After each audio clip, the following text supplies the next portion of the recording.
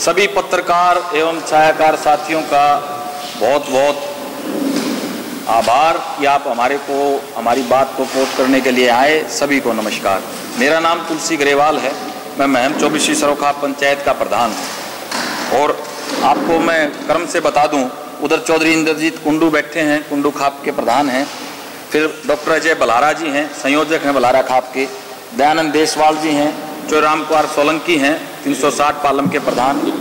अलावत साहब हैं, ये अशोक मलिक जी हैं, राष्ट्रीय महासचिव हैं गठवाड़ा खाप के।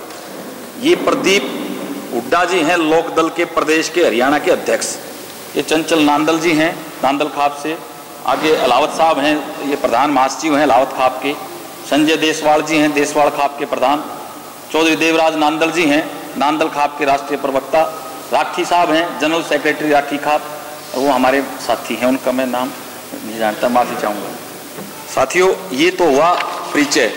और अब आपको जो तकलीफ देने का ये हमने बीड़ा उठाया, उसके लिए ये है कि जो एलनाबाद का उपचुनाव है 30 तारीख को, उसके लिए हम सभी सरोखाप पंचायतों का संदेश लेकर के और अपील लेकर के एलनाबाद के जो जागरूक मतदाता हैं उन तक हमारी बात पहुँचे। उसी क्रम में आप लोगों को प्रेस वार्ता के लिए बुलाया गया।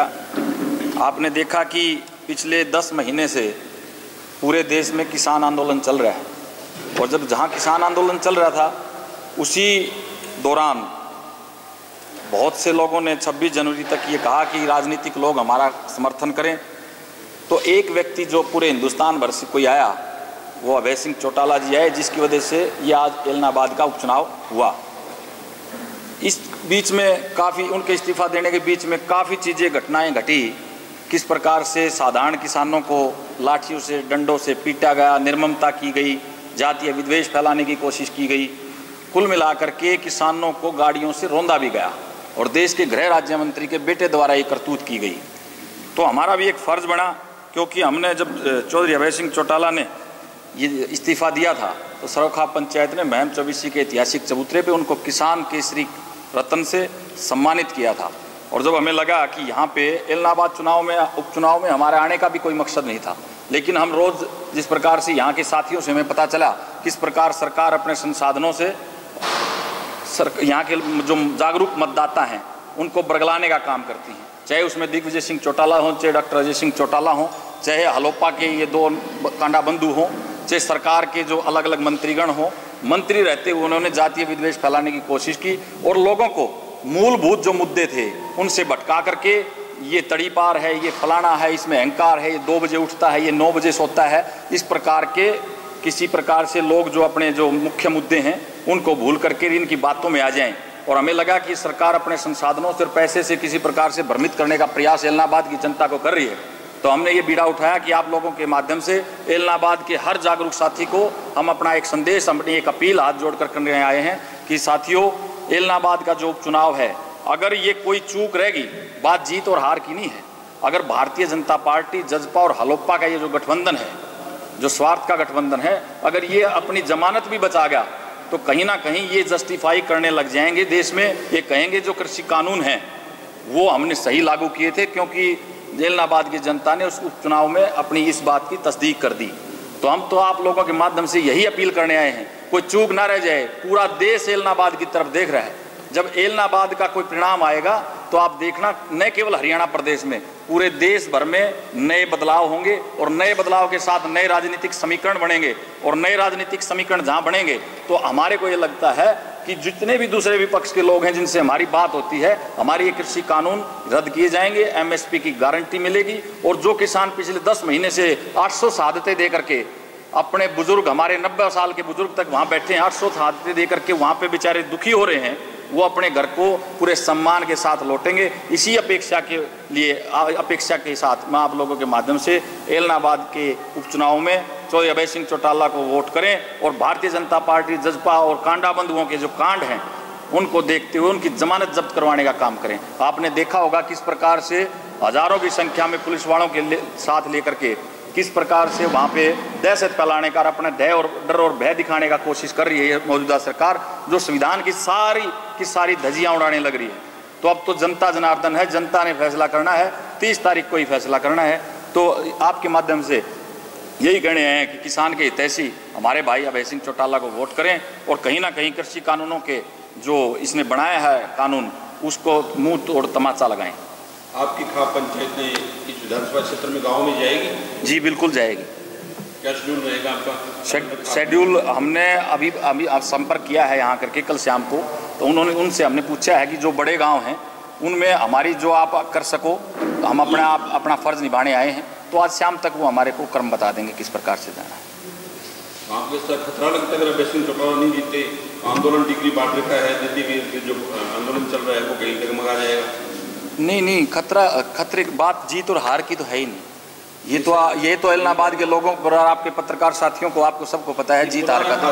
हाँ, यहाँ से भाजपा जीत जाती है तो आपको खतरा महसूस हो रहा है कि जो टिकरी बॉर्डर पे आंदोलन चलना है वो डगमगा जाएगा? न केवल टिकरी बॉर्डर पे बल्कि देश में ही नहीं, पूरी दुनिया में जो NRIs बैठे हैं सबके एक धक्का लगेगा कि इलाहाबाद के लोगों ने अपना फर्ज नहीं निभाया, सूझबूझ का परिचय नहीं दिया। जी अभय सिंह चौटाला जी ने जैसे इस्तीफा दे दिया जी मालिक, इनके विरोध में कृषि विरोध हो गए और अब अभी तक वो रद्द तो हुए नहीं है जी, लेकिन उनका दोबारा फिर इलेक्शन लड़ना यहाँ से इलाहाबाद से, ये मैं बिल्कुल इंतजार कर रहा था कि कोई पत्रकार साथी इस प्रकार का सवाल करे, क्योंकि दूसरे पत्रकार साथियों को मैं सवाल करते देखता हूँ। देखिए साथीगण, 26 जनवरी को किस प्रकार से सरकार ने साजिश रच के इस आंदोलन को बदनाम करने की कोशिश की थी। अभय सिंह चौटाला जी ने कहा था कि हमने भी मांगा था कि इस्तीफा दीजिए, दूसरे लोगों से भी मांगा था, उन्होंने इस्तीफा नहीं दिया। इन्होंने इस्तीफा दिया तो कहीं ना कहीं 27 तारीख और 28 तारीख को उस आंदोलन को बल मिला। बात ये नहीं है कि कृषि कानून रद्द हुए नहीं हुए, कब तक, इसका मतलब आप ये चाहते हैं कि भाजपा जजपा का ये कांड करने वाले कांडे ये विधानसभा में जाकर के हमारे अनुरूप ये कानून बना देंगे क्या? ये कहीं ना कहीं आप डिप्लोमेटिक सवाल पूछ रहे हैं और इसका जवाब ये है कि हम इससे संतुष्ट हैं अभय सिंह जी ने जो हमारा साथ दिया। विपक्ष का जो सवाल है जी, विपक्ष को मैंने जवाब, विपक्ष का काम बिल्कुल, विपक्ष देखिए, विपक्ष से जवाब से ये कोई सवाल करता है, इसका जवाब मैंने आपको दिया, लेकिन उन विपक्षी साथी से ही पूछना चाहिए। हमने सभी राजनीतिक लोगों से ये निवेदन और प्रार्थना की थी कि हमारे आंदोलन के पक्ष में आप इस्तीफा दीजिए। आप उनसे भी तो सवाल कर सकते हैं कि साथीगण आपने इस्तीफा क्यों नहीं दिया अगर आप आंदोलन के हक में थे तो? देखिए, जैसे कि संयुक्त किसान मोर्चा है वो पर्टिकुलर किसी उम्मीदवार का नाम नहीं करता, वो कह रहा है विपक्ष को वोट करो या किसी को करो जी, तो आपकी खाप पंचायत इनेलो को वोट करने को क्यों कह रही है? ऐसा है जी, हम कोई बात आपने देखा होगा, सर्वखाप पंचायतें कोई छिपा के कोई काम नहीं करती, क्योंकि इन्होंने एक मात्र व्यक्ति ने हरियाणा प्रदेश से इस्तीफा दिया तो हमने इनको सम्मानित किया बाकायदा, और जिस व्यक्ति को सम्मानित किया उसको किसान का और खाप पंचायतों का एक इतिहास रहा है। ये कभी अपना कर्ज रखते नहीं, उन्होंने अपना फर्ज निभाया, हमने उसको कर्ज समझा और उस कर्ज को सूद समेत लौटाने के लिए इलाहाबाद के उपचुनाव में आपके सबके सामने हाजिर हुए हैं। क्या जरूरी है जी कि अब वापस इलेक्शन जीतने के बाद में जी कृषि कानून रद्द नहीं हुए तो फिर से इस्तीफा या इस तरह की कोई कड़ी और शुरू हो जाए? देखिए, ये तो भविष्य के गर्भ में ये सवाल है, उसके बारे में ना मैं जानता ना आप जानते, उसका मैं जवाब भी क्या दूं? नहीं जानते तो नहीं, लेकिन आप जब यहाँ पे प्रतिनिधि कर रहे हैं जी विशेषकर जी अभय सिंह जी का जी, तो नेचुरल के अभय सिंह जी फिर मतलब वापस इस्तीफा दे रहे हैं तो जनता तो परेशान होती है। देखिए आपकी बात बिल्कुल सही है। आपने अगर मेरी शुरू की 2, 4, 5 मिनट आपने संबोधन सुना होगा तो मैंने ये कहा था, जब ये यहाँ के नतीजे हमारे अनुरूप, किसान के अनुरूप आएंगे तो केवल हरियाणा प्रदेश में नहीं पूरे देश में एक बयार बहेगी, बदलाव की बहार। नहीं तो फिर इससे पहले हरसिमरत कौर ने भी तो इस्तीफा दिया था कैबिनेट मंत्री से, अब उसका कहीं भी नाम नहीं आ रहा जी। मुझे देखिए, मैं आपकी बात से पूरी तरह सहमत हूँ। मैं जानकारी नहीं रखता पंजाब प्रदेश में क्या कुछ वहाँ पे बदलाव आया। नहीं, वहाँ तो उपचुनाव नहीं हुआ ना जी। नहीं, उपचुनाव नहीं हुआ, लेकिन इसके आप कृषि कानून के बाद पहला उपचुनाव हो रहा है और जिस व्यक्ति ने इसके पक्ष में दिया वो व्यक्ति चुनाव लड़ रहा है। नहीं, हरसिमरत जी ने उनकी तरफ से हरसिमरत को तो कोई रिस्पॉन्स दिया ही नहीं गया। किसकी तरफ से? देखिए, हम जो उत्तर भारत की खाप पंचायतें हैं, आपने देखा होगा पंजाब में, नैन साहब आप सब जानते हो इन चीज़ों को, पंजाब में हमारी खाप पंचायतों का कोई इस प्रकार का क्षेत्र नहीं है तो उसकी हम जानकारी भी नहीं रखते। अगर वो हमारे क्षेत्र में होती तो निश्चित रूप से हम उनको भी मजबूत करते। आपका जो आज जो डिसीजन है जी, ये डिसीजन सर्वखाप पंचायतों की मीटिंग इलाहाबाद में हुई है या इससे पहले कहीं और की मीटिंग? नहीं, इससे पहले हमारी एक बार रोहतक हुई है, एक बार सोलंकी साहब के पास दिल्ली हुई है। उन मीटिंगों में निर्णय लिया गया? बिल्कुल। उसके बाद आज हमने आपको अभय चौटाला ने बोला था समर्थन मांगा था नहीं, हमारे से किसी प्रकार का समर्थन नहीं मांगा। आपने खुशी से हमने उनको, क्योंकि हमारे किसान आंदोलन को उन्होंने समर्थन दिया था, बिना मांगे हम उनका समर्थन करने के लिए आए हैं। लेकिन कांग्रेस पार्टी ने किसानों के हक में कांग्रेस पार्टी अगर राजनीति कर रही है तो किसी की 31 जो लोग थे, जो अब विपक्ष के नेता भी हैं, चौधरी भूपेंद्र सिंह हुड्डा जी, तो उनको भी इस्तीफा दे देना चाहिए था। हम उनका भी साथ देते ऐसे ही।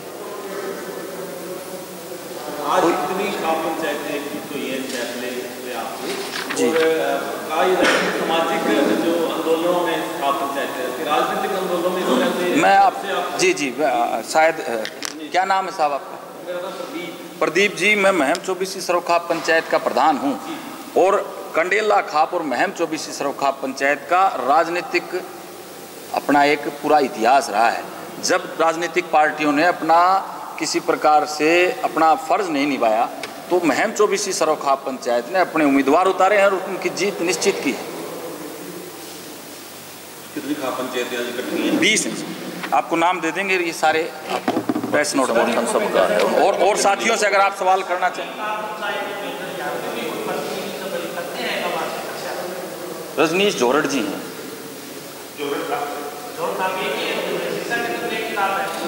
जोरड़ खाप के प्रधान विनोद जोरड़ जी हैं, वो नहीं आ पाए। हमारे प्रतिनिधि आए हैं उनके, रजनीश जोरड़ जी। नहीं, तो आपकी इधर खापें अब बनी हैं, आपको सबको पता है कि जैसे किसान आंदोलन चलाया तब तो पंजाब में भी बढ़ने लगी हैं। एक सर भूपेंद्र सिंह हुड्डा जैसे कह रहे हैं कि ऐप समाजवादी प्रस्ताव जब आया था विधानसभा के अंदर जी, उससे पहले ही इस्तीफा दे दिया गया जी इसके अध्यक्ष की तरफ से जी। लेकिन उसको कांग्रेस के जो कैंडिडेट उनके साथ जाना चाहिए था। वो तो देखो, ये राजनीतिक लोगों की बातें हैं, उसके बारे में हम ज़्यादा टिप्पणी नहीं करना चाहते। अब उनको भी उनके साथ चला जाना चाहिए था। अगर वो एक बंदा और आ जाता तो क्या अविश्वास प्रस्ताव पास हो जाता। कहीं ना कहीं उन्होंने सरकार को बचाने की कोशिश की है। अरे एक मूवमेंट बना था, अभय सिंह चौटाला ने जब इस्तीफा दिया तो एक मूवमेंट बना था कि लोग, जजपा के लोग भी, उप मुख्यमंत्री दुष्यंत चौटाला भी दबाव में आगे थे कि मैं अपना इस्तीफा दे करके भारत जजपा के इस गठबंधन से सरकार को गिरा दूं। लेकिन कहीं ना कहीं अविश्वास प्रस्ताव ला करके और वो गिरा ओंधे मुँह, कहीं ना कहीं उनको बल मिला, 6 महीने की ऑक्सीजन दी। आप ऐसी क्या बात करें?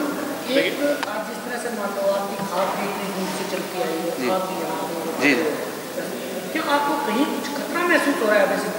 नहीं, हमें खतरा बिल्कुल महसूस नहीं हो रहा। हम अपना फर्ज निभाने आए हैं। जी,